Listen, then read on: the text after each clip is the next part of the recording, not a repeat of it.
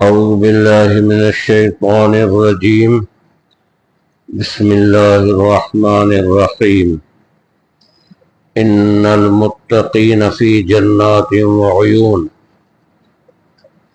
بے شک پرہیزگار لوگ باغات میں اور چشموں میں ہوں گے. ادخلوها بسلام آمنین.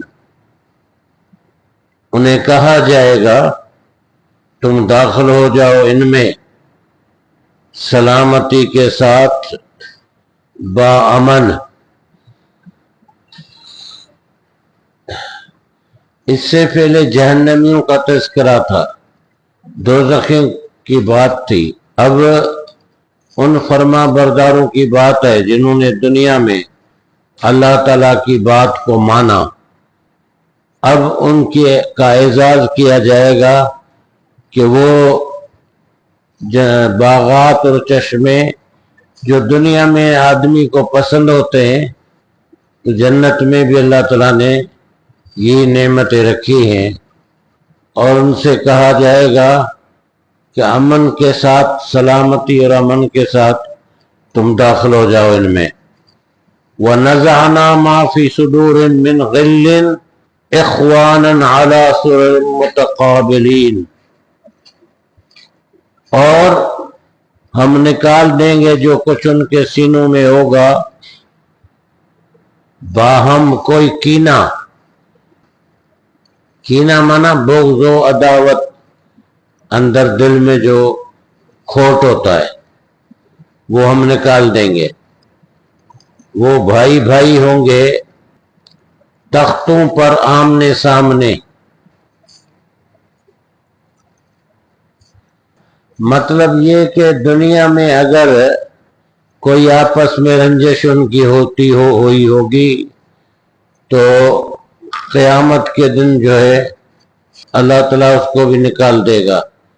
یعنی آمنے سامنے بھائیوں کی طرح بیٹھے ہوں گے، ان میں کوئی کھوٹ نہیں ہوگا، ایک دوسرے کے لیے بغض نہیں ہوگا، عداوت نہیں ہوگی، کینہ نہیں ہوگا، وغیرہ وغیرہ. یہ جنتیوں کی صفات ہیں. اچھا، دنیا میں بھی اگر جنتی لوگ ہیں تو ان کی صفات یہی ہے، لیکن بہت کم لوگ ہوتے ہیں ایسے. اور دنیا میں بھی اسی طرح رہنا چاہیے آدمی کو کہ ایک دوسرے کے لیے کینہ نہ ہو، بغض نہ ہو، عداوت نہ ہو، اور دھوکہ دہی کا ارادہ نہ ہو دوسرے کے ساتھ. یہ انسانیت ہے، یہی اخلاق ہے، اور یہی سبق دیتا ہے قرآن تہذیب کا اور اخلاق کا. اسلام یہی سبق دیتا ہے.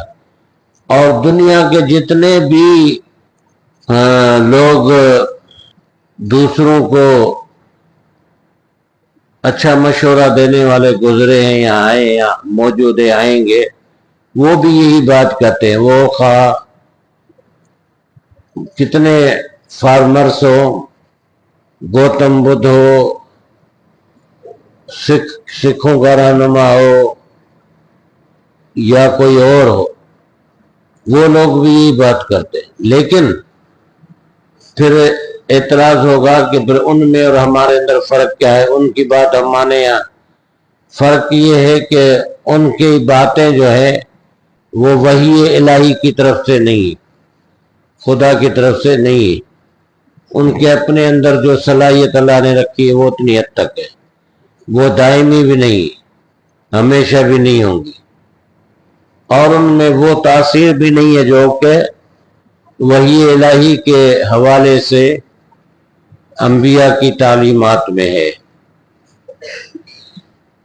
لا یمسهم فیہا نصب وما هم منہا بمخرجین. نہیں پہنچے گی ان کو اس میں، یعنی باغات میں، تھکاوٹ، اور نہ وہ اس سے نکالے جائیں گے.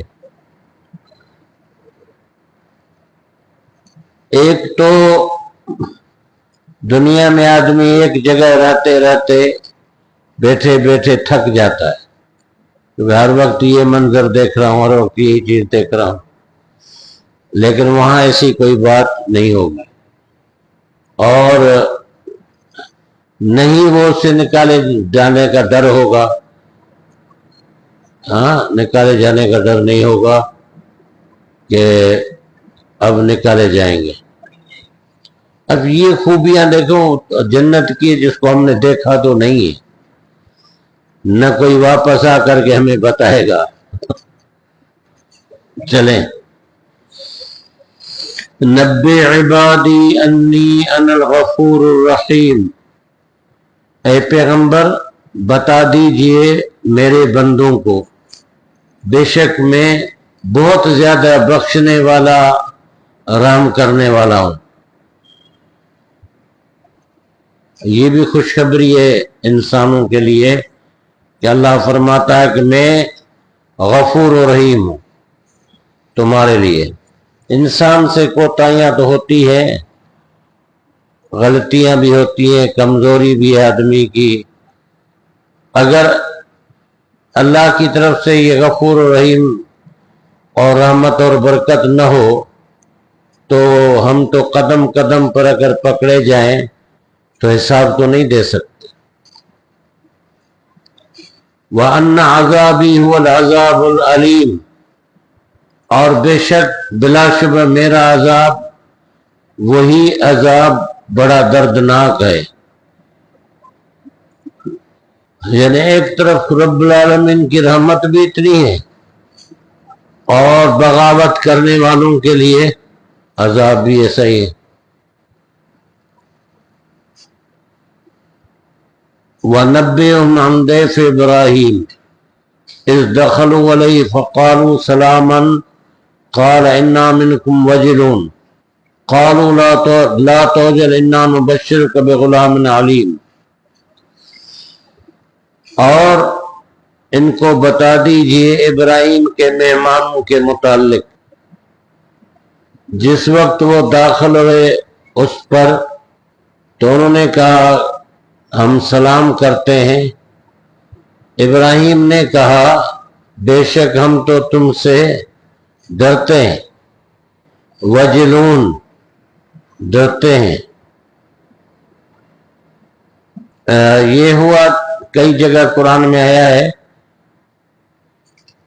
کہ وہ آئے تو ان کے لیے بھنا ہوا گوشت جب لے کر کے آئے ابراہیم علیہ السلام تو انہوں نے نہیں کھایا، حالانکہ مسافر ہوتے تھے، وہ مسافر بھی عرب کے صحراؤں کے، جہاں سینکڑوں مائل آدمی نہیں ملتا تھا، آبادی نہیں ہوتی تھی، پانی بھی نہیں ہوتا تھا، پھر یہ مہمان کیسے تھے جو آئے اور ان کے سامنے بھنا ہوا گوشت رکھا ابراہیم علیہ السلام نے، لیکن ان کے ہاتھ اس طرف نہیں بڑھے، تو وہ سمجھے کہ یہ ہمارے مخالف تو نہیں، دشمن۔ انہوں نے کہا کہ ہم تو تم سے ڈرتے ہیں، تم کون ہو؟ قالوا لا توجل انا نبشرک بغلام علیم، قالوا انہوں نے کہا تم ڈرو نہیں، بے شک ہم خوشخبری دیتے ہیں تمہیں ایک علم والے لڑکے کی۔ اب یہاں پر وہ جو مہمان آئے انہوں نے کھانا وانا تو نہیں کھایا، لیکن پھر یہ بات ظاہر ہو گئی کہ اللہ کے فرشتے ہیں، تو انہوں نے کہا کہ ہم تمہیں ایک علم والے لڑکے کی خوشخبری دینے آئے۔ وہ بوڑھے ہو چکے تھے، ان کی گھر والی بھی، وہ خوشخبری انہوں نے ان کو دی۔ اب اس کے بعد ابراہیم علیہ السلام کہتے ہیں قال ابشرتمونی علی ان مسنی الکبر وبم تبشرون، اس نے کہا یعنی ابراہیم نے کہا کیا تم خوشخبری دیتے ہو مجھے اس بات پر کہ مجھے پہنچ چکا بڑھاپا، یعنی میں بوڑھا ہو گیا ہوں، اب اولاد کی خوشخبری تم مجھے دے رہے ہو، میں بوڑھا ہو چکا ہوں۔ فبما تبشرون، تو کس چیز کی تم مجھے خوشخبری دیتے ہو؟ یعنی اس عمر میں اولاد تو نہیں ہوگی، نہیں ہوتی، تو کس قسم کی خوشخبری دیتے ہو؟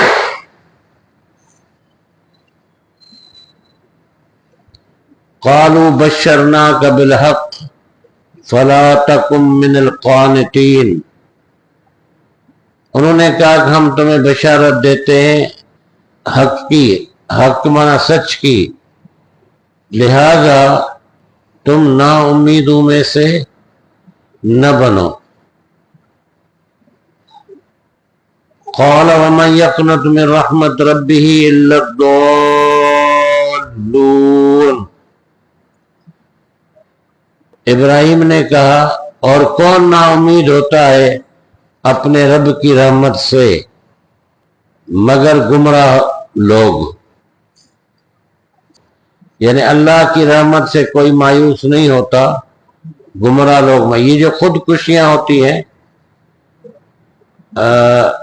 اخبارات تو آج کل پڑھتے نہیں، آپ چینل پر کم آتا ہے، لیکن روزانہ صرف اپنے ہی صوبے میں 5-7 خودکشیوں کی خبریں آتی ہیں۔ ایک تو نوجوان تھوڑی تھوڑی چیز پر ناراض ہو جاتے ہیں، باپ سے، گھر والوں سے، موبائل نہیں دلایا، موٹر سائیکل نہیں دلائی، یا کچھ یہ وہ، یا اس پر خودکشی کر دیتے ہیں۔ 16 سال کے بچے، 18 سال کے، اور دوسرے دیگر معاملات میں، بڑے لوگ روزگار کے معاملات میں، غربت کی وجہ سے بہت ساری خودکشیاں۔ قال فما خطبكم ايها المرسلون، اب جب یہ باتیں ہو گئی تو اب ابراہیم علیہ السلام نے ان سے پوچھا، قال فما خطبكم، تمہارا ارادہ کیا ہے، تمہارا مقصد کیا ہے، ایھا المرسلون، اے بھیجے ہوئے فرشتوں، تمہارا مقصد کیا ہے؟ قالوا انا ارسلنا الى قوم مجرمین، انہوں نے کہا کہ بے شک ہم بھیجے گئے مجرم قوم کی طرف، الا آل لوط انا لمنجوهم اجمعین، سوائے لوط کے کنبے کے، بے شک ہم انہیں نجات دینے والے ہیں سب کو، یعنی ہم اس بستی کو الٹ پلٹ کرنے کے لیے آئے ہیں۔